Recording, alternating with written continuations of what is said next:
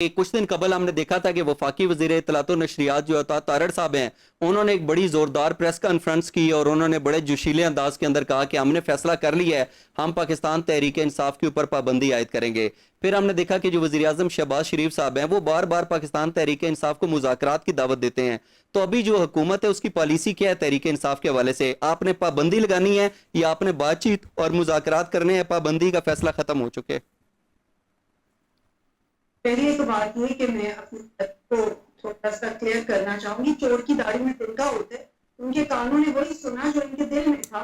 मैंने ये कहा कि तहरीक इंसाफ के साबका चेयरमैन ने ये कहा कि मैंने अपनी जमात को कहा अगर मैं गिरफ्तार हूं तो जाके पुरअमन एहतजाज करना। ठीक, ये मैंने हमले का तो मैंने जिक्र नहीं किया, इनके अपने दिमाग में वो क्योंकि हमला चल रहा था तो इन्होंने वही सुन लिया। बात तो ये है कि जो 9 मई को हुआ और उससे पहले जो यहाँ बैठ के उनकी ज़हन साजी यूथ की गई, उनको कहा गया कि मुझे रेड लाइन बना दो, उनको कहा गया कि एक कल्ट लीडर के सवाल ये बताएं, सवाल मैं आपकी तरफ आता हूं, पहले कमीशन कब बना रही हैं ये मैं आपकी तरफ आता हूं इसी के ऊपर। जी जी, आप बात मुकम्मल करें। 9 मई पे आई ना वो सारी चीजें जो ज़हन साजी ये करते रहे यहाँ पे जमान पाक में बैठ के, और जिस तरह ये पेट्रोल बॉम्ब्स गिराते रहे लोगों पे, और जिस तरह इन्होंने अपने सारे लोगों को ये बताया कि यहाँ चले जाना, यहाँ चले जाना, वो सारी चीजें रिकॉर्ड कर। चले, वो आपका जवाब आ गया, मेरे सवाल का जवाब दे दे प्लीज। वो नहीं हो सकता।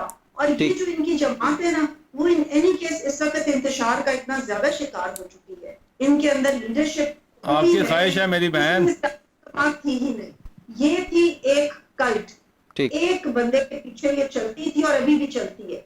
और बाकी इनकी जमात अब ग्रुप्स में हो चुकी है। किसको हमने किस जमात को हमने करने, जब जमात है ही कोई नहीं तो हमने किसको बैन कर दें? अच्छा मुझे एक बात बताएं ना, अगर मेरी बात सुने ना, अगर पाकिस्तान तहरीक इंसाफ आपकी नज़र में इंतशार फैलाती है, पाकिस्तान की सालमियत के खिलाफ इकदामात करती है, तो फिर वज़ीर आज़म अपने इत्तेहादियों के साथ मिलकर बार बार मुज़ाकरात की दावत क्यों देते हैं? इसलिए क्योंकि हम एक जमहूरियत में यकीन करते हैं ना।